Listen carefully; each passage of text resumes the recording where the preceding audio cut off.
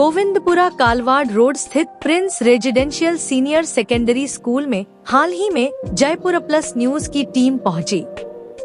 इस दौरान टीम ने स्कूल संचालक श्री दीपाराम जाट से विशेष बातचीत की, जिसमें स्कूल की स्थापना, उद्देश्य और अब तक की उपलब्धियों पर चर्चा की गई। श्री दीपाराम जाट ने बताया कि स्कूल की नींव क्षेत्रीय विकास और घर घर शिक्षा के संकल्प के साथ रखी गई थी। इस उद्देश्य के तहत स्कूल ने न केवल शिक्षा को लोगों तक पहुंचाया, बल्कि क्षेत्र के सामाजिक और बौद्धिक विकास में भी अहम योगदान दिया। आज प्रिंस स्कूल न केवल शैक्षणिक उपलब्धियों में अग्रणी है, बल्कि खेल, सांस्कृतिक गतिविधियों, अनुशासन और नवाचार के क्षेत्र में भी एक प्रेरणा स्रोत बन चुका है। बीते वर्षों में स्कूल ने कई शैक्षिक कीर्तिमान स्थापित किए हैं और आज यह संस्थान क्षेत्र में गुणवत्तापूर्ण शिक्षा का भरोसेमंद नाम बन गया है।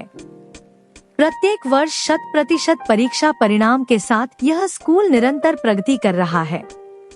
यहाँ से पढ़े अनेक विद्यार्थी आज सरकारी सेवाओं, प्रतिष्ठित निजी कंपनियों एवं विभिन्न क्षेत्रों में सफलतापूर्वक कार्यरत हैं। श्री दीपाराम जी ने यह भी कहा कि आने वाले वर्षों में प्रिंस स्कूल शिक्षा, नवाचार और क्षेत्रीय विकास के पथ पर और भी समर्पण और दृढ़ संकल्प के साथ आगे बढ़ेगा।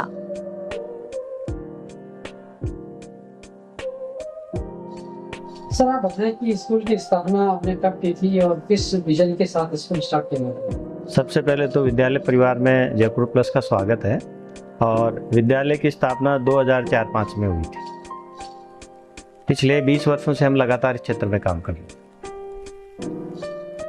सर, किस मिशन के साथ स्कूल स्टार्ट किया? सर, मिशन तो प्रारंभिक रूप से तो इतना कुछ ध्यान में था नहीं, लेकिन जैसे जैसे हम इस क्षेत्र में जुड़े और हमें अपनी जिम्मेदारियों का पता चलने लगा कि हम केवल अपने जीविकोपार्जन के लिए नहीं हैं, बल्कि हमारा उद्देश्य है कि समाज में जो बच्चे हैं, छात्र छात्राएं हैं, उनको एक बाहरी क्षेत्र में भी एक अच्छी शिक्षा मिले और उसी उद्देश्य के साथ बाद में हम इसको आगे बढ़ाते गए। और आज हम मतलब समथिंग 2000 छात्रों को लेके जो शिक्षा के क्षेत्र में चल रहे हैं, तो हमें भी अब इसमें जुड़ने में और इसको काम करने में हमें आनंद आता है और हम इसको जिम्मेदारी के साथ निभा रहे हैं। सर, कितने स्टूडेंट्स आपके स्कूल से पास आउट हो गए होंगे अभी तक, और जो अपनी सेवाएं सरकार को दे रहे होंगे या प्राइवेट कंपनी में अपनी सर्विसेज प्रोवाइड कर? सर, ऐसा तो लगभग जैसे मेरा जहाँ तक मानना है कि 8-10 विद्यार्थी यहाँ से निकल गए होंगे। और सरकारी अगर पदों की बात करें तो बहुत सारे छात्र अपने अपने ड्यूटीज निभा रहे हैं। मेरे पास निश्चित आंकड़े तो नहीं है, लेकिन मैं अगर बात करूं तो अपने जो आणविक क्षेत्र है भाभा वाला, उसमें भी हमारी एक विद्यालय की छात्रा सुमन चौधरी, वो अभी भी पदस्थापित है और बहुत अच्छा उसका रिकॉर्ड है। उसके साथ विदेश मंत्रालय में रामोतार खिचड़ है। आपके यहाँ एक अपने आर्मी डिफेंस में जो है ऑडिटर के रूप में कमल कुमावत लगे हुए हैं, जो दिव्यांग भी हैं और बहुत अच्छा रिकॉर्ड रहा है उनका। उसके साथ साथ जैसे डिफेंस में बात करें तो आर्मी में डायरेक्ट पोस्ट पे भी, अधिकारी रैंक पे भी विद्यालय के छात्र हैं।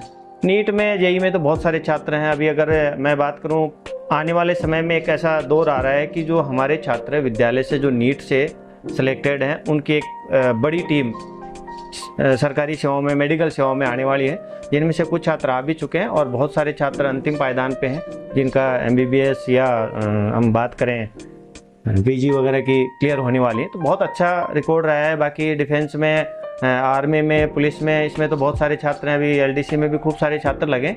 और अब आने वाला जो दौर है, इसमें पिछले जो 4-5 साल की बात करें तो छात्रों का जो लगातार अच्छा प्रतिशत आ रहा है, उसके माध्यम से अब छात्रों की जो सिलेक्शन की जो एक संख्या वो एकदम से बढ़ रही है। सर, आज से 20 साल पहले जब स्कूल आपने स्टार्ट किया था, शिक्षा तब कैसी थी और आज में क्या डिफरेंस आप देखते हैं एजुकेशन में? देखो, 20 साल पहले की अगर अपन बात करें तो शिक्षा का एक माध्यम यही था कि ठीक है, हम छात्र आ रहे हैं, पढ़ा रहे हैं, कोई नवाचार अपन नहीं ध्यान में था। बच्चों को एक जगह बैठा के और शिक्षा की बात करें तो बड़ा विशेष उसमें पायदान नहीं था, लेकिन आज शिक्षा के साथ साथ बहुत सारे नवाचार हो गए, बहुत सारे डिजिटल माध्यम से हम शिक्षा दे रहे हैं। ऑनलाइन हमने शिक्षा का भी एक माध्यम रखा है। कोरोना के बाद में तो ये चीज़ें काफ़ी परिवर्तित हुई। आज स्मार्ट बोर्ड्स का उपयोग हो रहा है, स्मार्ट क्लासें हैं, और छात्रों को हम पहले एक होता था कि छात्र को नहीं समझ में आ रहा था, उसको डांटना होता था। आजकल वो स्थितियाँ नहीं है। छात्रों को हम दूसरे तरीके से समझाते हैं। खेल के माध्यम से भी छोटे बच्चों की गतिविधि हैं, खेल के माध्यम से भी हम उनका प्रयास करते हैं उनको सिखाने का, और बहुत अच्छी व्यवस्थाएं हैं। समय के साथ हम परिवर्तित हो रहे हैं और होना भी चाहिए, ये हमारा ध्येय है। शिक्षा के अलावा स्कूल में क्या एक्स्ट्रा करिकुलर एक्टिविटीज रहती हैं? देखो, जब हम कोई काम करते हैं तो मूल उद्देश्य तो शिक्षा का ही रहता है, लेकिन जैसे बहुत सारे छात्र हैं जो शिक्षा के अलावा स्पोर्ट्स में जाना चाहते हैं। खेल की बात करें तो विद्यालय की टीम 2 बार 3 बार अपने स्टेट कबड्डी में रही है, वॉलीबॉल में रही है, और कुछ छात्रों ने अपने आप को इतना आगे तक लेके गए हैं कि राष्ट्रीय खेलों में भी हमारे विद्यालय के छात्रों ने भाग लिया है। और शूटिंग की बात करें तो बहुत सारे छात्र अभी वर्तमान में अच्छा कर रहे हैं, और स्काउट्स का भी बहुत अच्छा है। अभी राष्ट्रपति अवार्ड तक छात्र पहुंचे हैं, एनसीसी का भी चल रहा है। तो मैं मानता हूं कि हम सभी व्यवस्थाओं को लेके साथ में चल रहे हैं। और एक और अभी देखा जाए तो अभी हमने इसी साल एक इंडोर गेम्स के लिए भी एक बड़ा हॉल तैयार किया है कि छात्रों को, हम छोटे बच्चों को, बड़ों को भी, या जैसे इवनिंग टाइम में भी हम इस प्रकार की एकेडमी का एक माहौल दे सकें।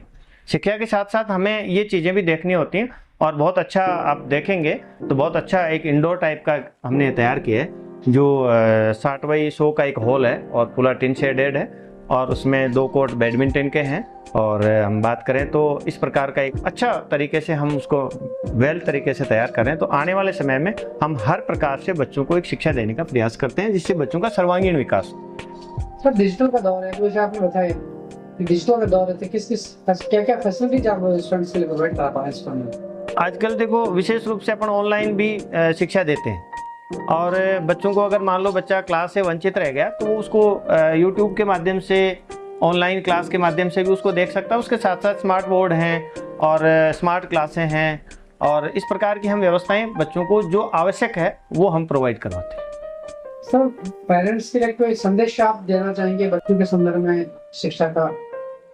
देखो, शिक्षा के क्षेत्र में अगर हम अभी एक बार मैं आपको विषय को थोड़ा पीछे लेके जा रहा हूँ कि हमने क्या चेंज किया। अभी पिछले अगर 3 साल की बात करें तो एक फाउंडेशन का सिस्टम वैसे तो सभी जगह चल रहा है, हमने भी उसको अडेप्ट किया है, और एक मतलब बहुत अच्छे तरीके से 6 क्लास से ही हम उसको प्री फाउंडेशन कह लीजिए, 11-12 के साथ फाउंडेशन कह लीजिए, और जेई नीट की भी साथ में तैयारी करवा रहे हैं। तो एक इस प्रकार का माहौल तैयार हो रहा है, और उसी का परिणाम मैं आपको अगर ज़्यादा पीछे नहीं लेके जा रहा हूँ। अगर इसी साल के रिजल्ट की बात करें 12th का, जो 98% राजस्थान बोर्ड साइंस में टॉप रहा है, बच्ची रही है, और 97 में भी है। आप ये मान के चलें कि 90+ जो बच्चे हैं वो मतलब 50+ हैं। मतलब इस प्रकार का एक माहौल तैयार हो रहा है कि उस फाउंडेशन की वजह से ही आज बच्चों का जो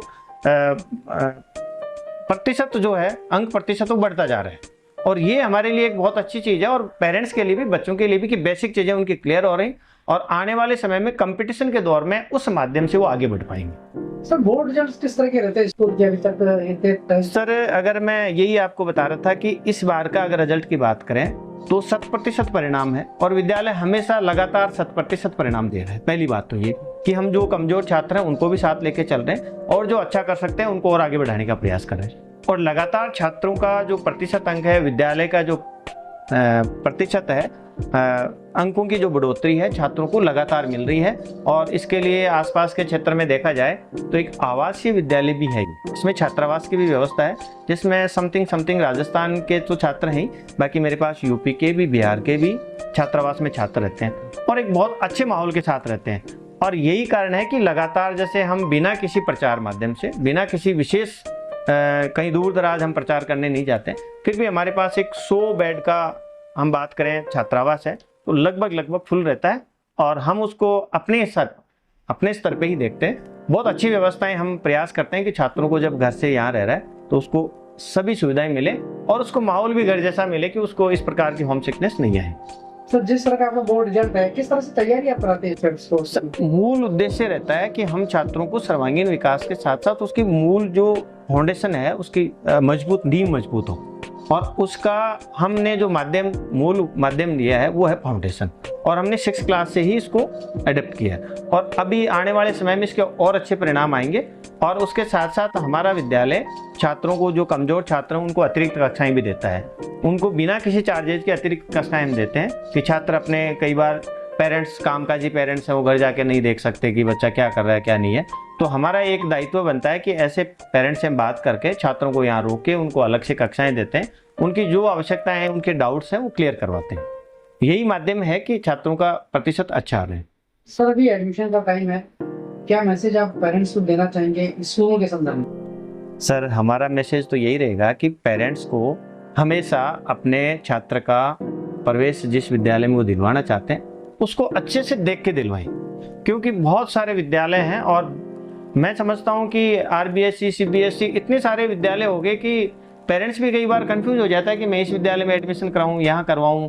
किसी ने कह दिया कि फीस ज़्यादा ले रहे हैं, कम ले रहे हैं, कहीं बच्चों को डांटा जा रहा है, कहीं पीटा जा रहा है। आजकल मेरा मानना ये है कि छात्रों को साथ साथ अभिभावकों को ये देखना चाहिए कि छात्र का सर्वांगीण विकास कहाँ हो सकता है और विद्यालय की टीम कैसी है और विद्यालय के संस्कार कैसे हैं। मेरा एक ध्येय रहा है कि हम शिक्षा के साथ साथ संस्कार भी और अनुशासन भी लेके चलें, जिससे आगे जाके बच्चा राष्ट्र के लिए, समाज के लिए, अपने परिवार के लिए कुछ कर सके। इस प्रकार का भाव उसके मन में जाए, जिससे आने वाली पीढ़ियों को कुछ देख के जाए। अगर संस्कार होंगे निश्चित रूप से उसकी शिक्षा अच्छी होगी।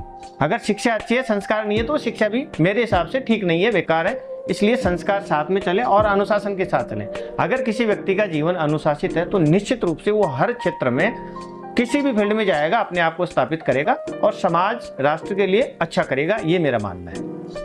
सर फ्यूचर में क्या विजन रहेगा, किस तरह का मिशन रहेगा शिक्षा का आपका, कि जब न्यू एजुकेशन पॉलिसी एप्लीकेबल होगी किस तरह से चीजें आगे बढ़ेंगी? देखो, प्रिंस रेजिडेंशियल स्कूल है और प्रिंस फाउंडेशन के नाम से भी चल रहा है। हमारा उद्देश्य ये रहेगा कि जो नई शिक्षा नीति आई है NEP, उसके माध्यम के साथ साथ, उसके साथ साथ हमें भी अपने आप को परिवर्तित करना होगा। और विद्यालय, प्रिंस जो स्कूल एंड फाउंडेशन है, वो हमेशा नवाचार के साथ चल रहा है और हम भी ये चाहते हैं कि जो नई शिक्षा नीति आई उसके तहत बच्चों को, जो एक सरकार ने एक विजन लिया है कि शिक्षा के साथ साथ उसको रोजगार का भी माध्यम मिले, उसको इस प्रकार का हाथ का कोई काम सीखने का माध्यम मिले, तो शिक्षा का जो आधार बना है, हम भी ये चाहते हैं कि उस नई शिक्षा के साथ जुड़ें। और हम चाहते हैं जो नए नियम आ रहे हैं, हम भी उनके साथ, शिक्षा के साथ साथ, विद्यालय के साथ साथ बच्चों को एक अच्छा माहौल देने का प्रयास कर रहे हैं। और नई शिक्षा नीति जिस प्रकार से सरकार की गाइडलाइन होगी, उसके साथ साथ हमारे विचारों के साथ और पेरेंट्स के जो व्यूज हैं उनके साथ साथ हम भी मिलकर आगे बढ़ने का प्रयास करेंगे। तो क्या डिफरेंस आपको दिखता है NEP और आज की शिक्षा पॉलिसी? जो नई शिक्षा नीति है उसमें जो सरकार का जहाँ तक उद्देश्य है वो ये है कि बच्चा शिक्षा के साथ साथ कुछ अपना एक हुनर निकलने के निकले। कई बार बच्चा किताबी ज्ञान तक ही सीमित रह जाता है और अगर उसको नौकरी नहीं मिलती है, अगर हम बात करें सरकारी जॉब की या और कोई, तो फिर वो बच्चा किसी काम का नहीं रहता। अभी सरकार का जो उद्देश्य है कि बच्चा शिक्षा के साथ साथ इस प्रकार का अपने हाथ का काम का या इस प्रकार का एक नवाचार करे, जिससे वो अगर कहीं नौकरी भी नहीं लगती है, उसकी कोई प्राइवेट जॉब नहीं लगे, गवर्नमेंट जॉब नहीं लगे, तो भी वो अपना हाथ का खुद का काम करे, इस प्रकार की उसमें कला डेवलप हो। सर नई एजुकेशन पॉलिसी में स्कूलों के लिए कोई डिफिकल्टी हो सकती है, ऐसा आपको लगता है? नहीं, ऐसा कुछ नहीं। अगर हम साथ चलेंगे तो ऐसी डिफिकल्टी नहीं आएगी, समस्या का समाधान भी साथ रहता है। तो मेरा मानना ये है कि अब जब सब मिलके करेंगे और सरकार ने जब इतनी बढ़िया योजनाएं दे रहे हैं, इतने लोग एजुकेशन से जुड़े हुए हैं, इतने बड़े लोग बैठे हैं, उन्होंने कोई योजना बनाई है, निश्चित रूप से वो उज्जवल भविष्य की होगी, बच्चों का उज्जवल भविष्य होगा, ये हमारा मानना है। Thank you sir very much.